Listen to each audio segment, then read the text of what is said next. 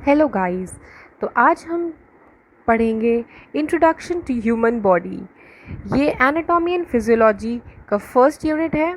इसमें सबसे पहले हम बात करते हैं एनाटॉमी क्या होता है।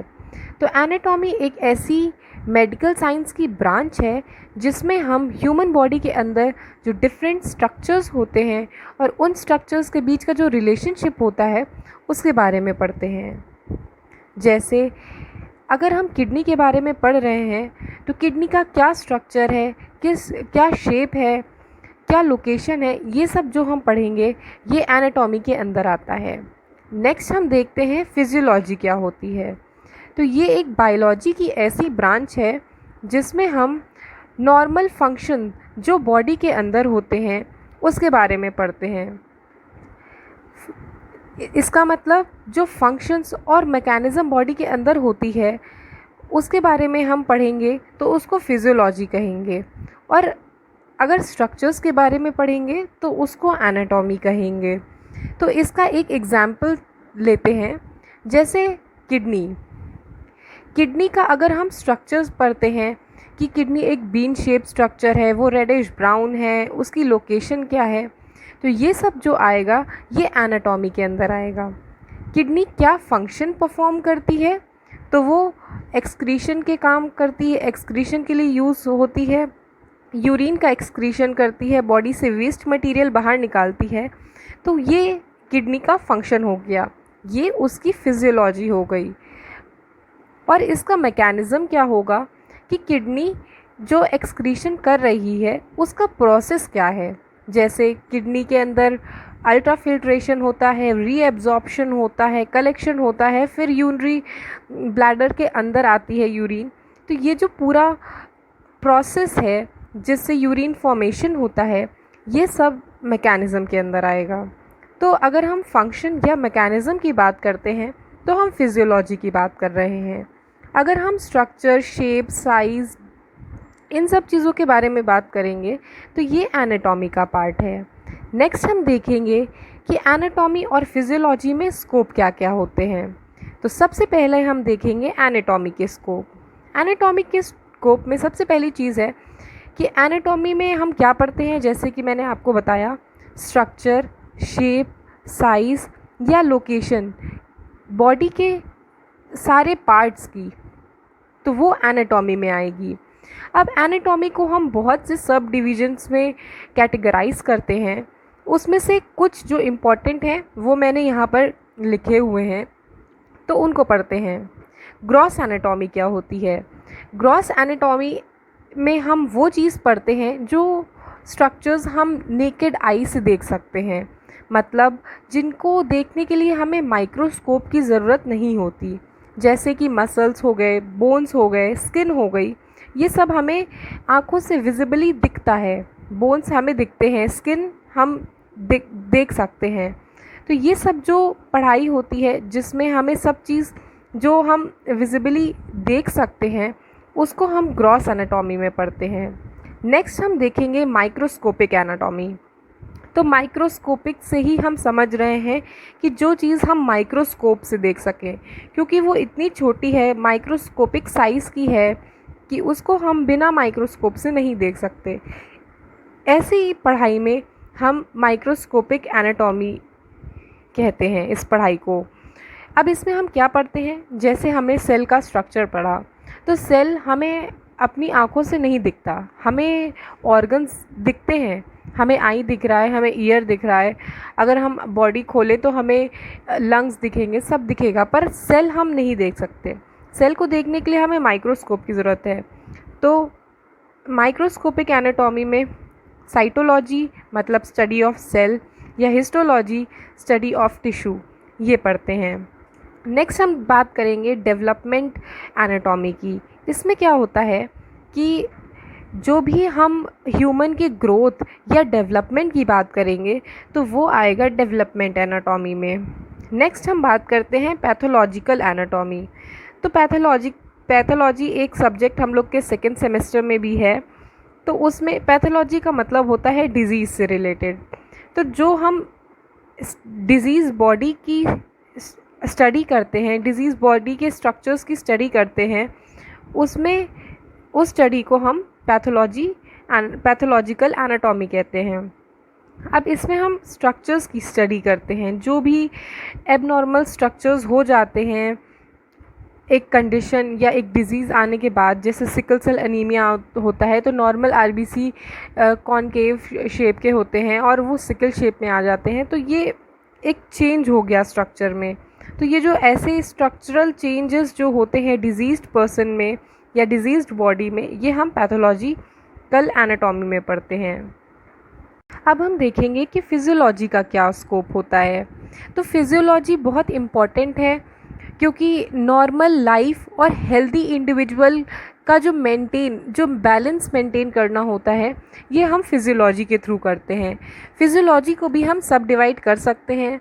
जैसे पहला है based on type of organism involve, इसमें हमने प्लांट्स या एनिमल फिजियोलॉजी लिया है। अब जैसे एनाटॉमी होता है, एनाटॉमी और फिजियोलॉजी दोनों ऐसी चीज़ हैं जो हम प्लांट्स में, एनिमल्स में और ह्यूमन बींग्स तीनों में पढ़ते हैं, पर सब में डिफरेंट होती है।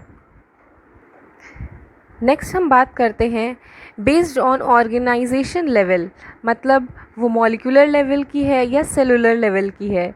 इस बेसिस पे भी हम फिजियोलॉजी डिफरेंशिएट कर सकते हैं। थर्ड है इसमें बेस्ड ऑन स्पेसिफिक फंक्शन, जैसे रेस्पिरेशन हो गया, कार्डियोवैस्कुलर हो गया, एक्सक्रीशन हो गया, और ऐसे बहुत सारे फंक्शंस होते हैं बॉडी में जिनके बेसिस पे हम फिजियोलॉजी को कैटेगराइज कर सकते हैं। तो अब हम बात करते हैं level of structural organization and body systems कौन कौन से होते हैं। तो सबसे पहले हम देखेंगे कि सबसे स्मॉलेस्ट यूनिट जो हम स्पेस में कहते हैं वो होती है एटम। आई नो कि एटम को भी हम बाइफोगेट करते हैं इलेक्ट्रॉन, प्रोटॉन्स और इन सब चीज़ों में, पर हम एक ऊपर से समझ रहे हैं कि सबसे बेसिक यूनिट होती है एटम। एटम से बनता है मॉलिक्यूल, जब 2-3 एटम कंबाइन होते हैं तो बनता है एक मॉलिक्यूल। तो एटम और मॉलिक्यूल के बाद सेल का फॉर्मेशन होता है। पर इन बायो या in human anatomy and physiology हम सेल को स्मॉलेस्ट यूनिट ऑफ लाइफ मानते हैं, तो हम यहाँ से पढ़ाई करेंगे सेल से। तो सेल एक ऐसा स्ट्रक्चर है जो प्लांट्स में भी होता है और एनिमल्स में भी होता है, पर दोनों में कुछ डिफरेंस होते हैं। सेल वॉल का डिफरेंस होता है और भी कुछ ऐसे ऑर्गेनल्स होते हैं जो दोनों में डिफरेंट होते हैं। यहाँ हम ह्यूमंस की बात कर रहे हैं। तो सेल एक सेल है, उसके अंदर बहुत सारे ऑर्गेनल्स होते हैं, जैसे माइटोकॉन्ड्रिया, न्यूक्लियस होता है, साइटोप्लाज्म होता है, बहुत सारी गोल्गी बॉडी होता है, बहुत सारी चीज़ें होती हैं। तो ये जब सेल्स, बहुत सारे सेल्स मिल के एग्रीगेट करते हैं, एक एक्यूमुलेशन फॉर्म करते हैं, तो वो सेल्स बनाते हैं टिश्यू जैसे कनेक्टिव टिश्यू हो गया, एपिथेलियल टिश्यू हो गया, ऐसे टिश्यूज़ बनते हैं।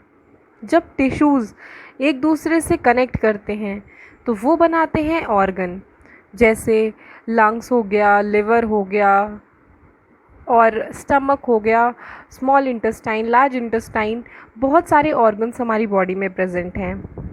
अब जो ऑर्गन्स एक फंक्शन को एक सिस्टम को कंबाइन करके पूरा फंक्शन परफॉर्म करते हैं, उनको हम ऑर्गन सिस्टम कहते हैं। अब इसमें बहुत सारे ऑर्गन सिस्टम होते हैं, जैसे digestive system, respiratory system, cardiovascular system. तो टिश्यू से ऑर्गन बना, ऑर्गन से ऑर्गन सिस्टम।